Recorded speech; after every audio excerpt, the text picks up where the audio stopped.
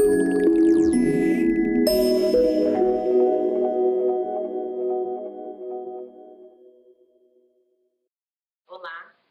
meu nome é Patrícia Araújo, eu sou pós-graduada em Educação, atuo na área há um pouco mais de 15 anos. Em 2011, optei por focar os meus estudos e a minha prática na área da educação infantil e desde então eu sou professora numa escola de educação infantil do município de Santana de Parnaíba, aqui no estado de São Paulo. Com relação à idade ideal para a criança entrar na educação infantil, depende muito do que a família tem de possibilidade. Então, não há um padrão pré-estabelecido. Se é uma família que os adultos que poderiam cuidar da criança trabalham o dia inteiro e a família não quer investir numa funcionária para lidar com os cuidados diários do bebê, essa família pode optar por um berçário bacana, organizado, que a família sinta-se acolhida e, e é uma boa opção para essa família. Se é uma família que tem um esquema de organização no qual a criança pode ficar sob o cuidado de um adulto sem precisar frequentar a escola, essa família pode colocar a criança com 2, 3 anos numa escola de educação infantil e também é uma opção boa.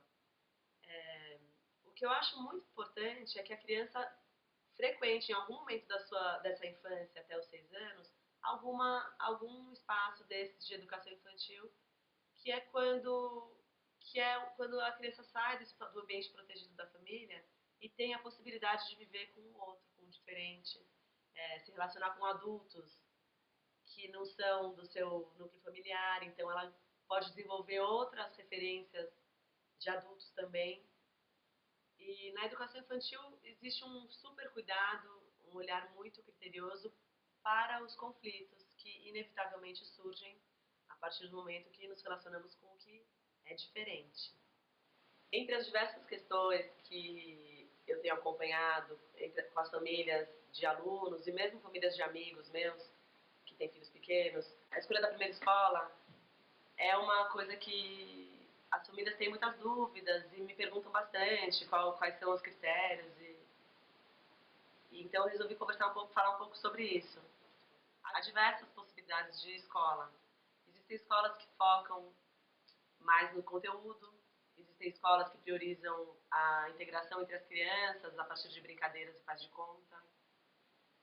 Tem as escolas que dão uma atenção especial para a construção do conhecimento a partir das experiências vividas entre pares no mesmo espaço.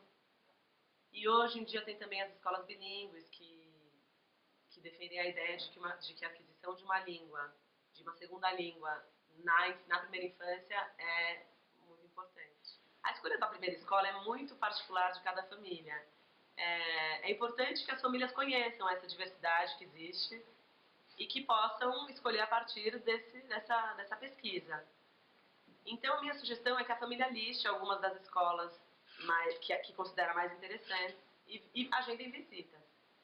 A visita na escola tem tanto a intenção de verificar o espaço físico, quanto uma reunião com a coordenação pedagógica, para entender com mais detalhes como é que é a proposta da escola, quais são os critérios de formação do corpo docente, eventuais dúvidas sobre o cotidiano das crianças naquele espaço também podem ser esclarecidos a partir de uma reunião com a coordenação pedagógica. Depois de algumas visitas, a família pode sentar e listar quais foram os prós e contras de cada uma das instituições visitadas.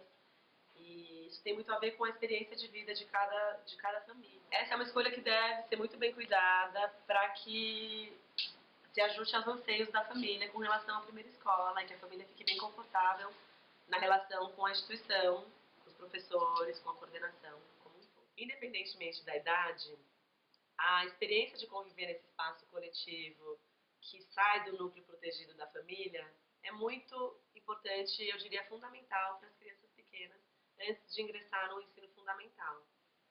Nessa relação com o diferente, nos conflitos que surgem no cotidiano da escola de educação infantil, é que as crianças vão se fortalecer e isso colabora para um desenvolvimento pleno ao longo da sua vida escolar. Os conflitos são instrumentos de aprendizagem sempre, porque eles nos fazem perceber o outro, perceber um pensamento diferente do nosso e nos fazem crescer.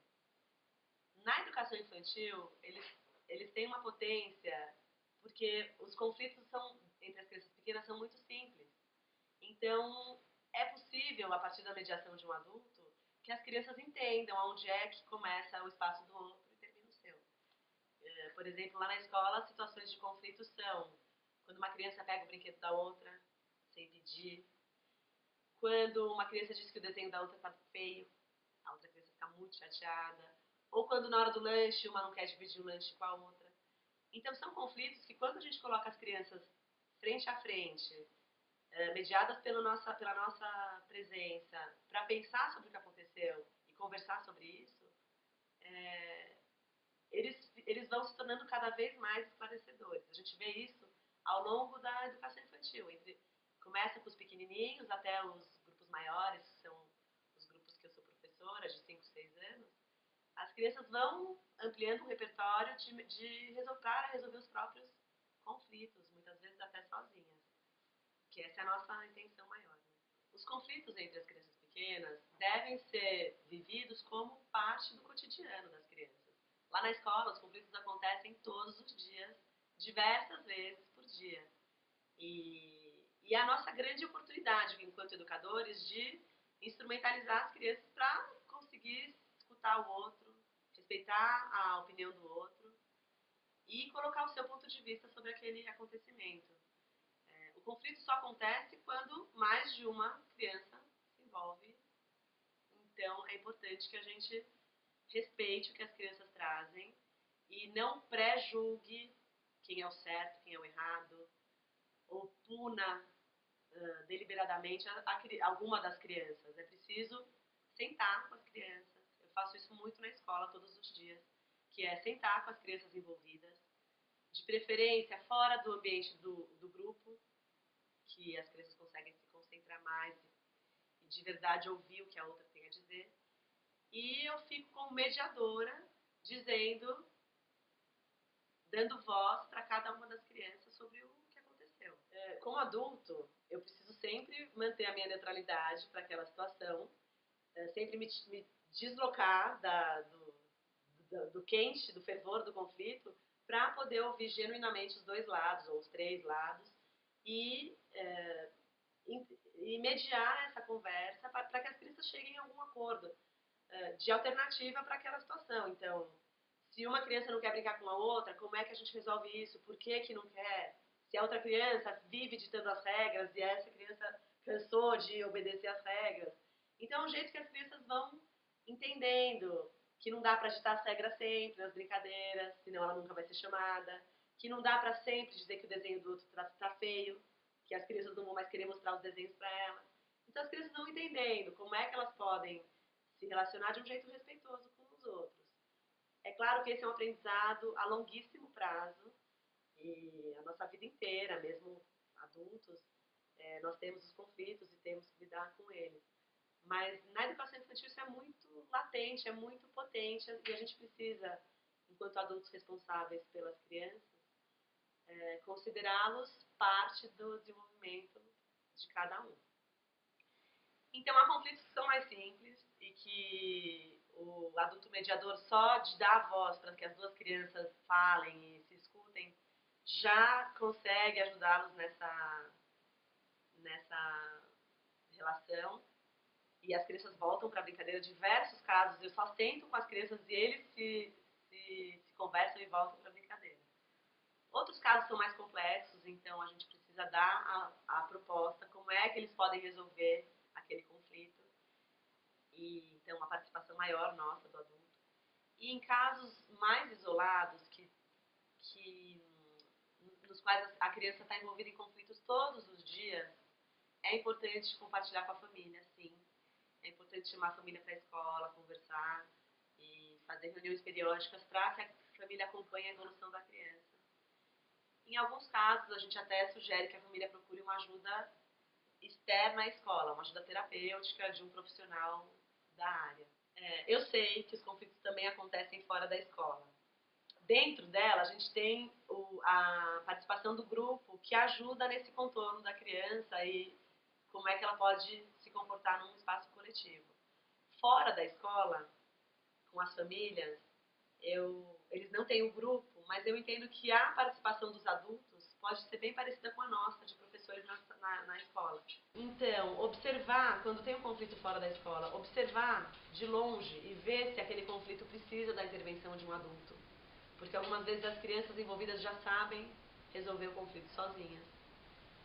E, se precisa, chegar com calma, um dos adultos, chegar com calma no grupo que está, no grupo de crianças envolvidas, e escutá-las, antes de julgar o que está acontecendo, escutar cada uma das crianças e propor, se preciso, propor uma solução ali no grupo, mas muitas vezes as próprias crianças têm a solução.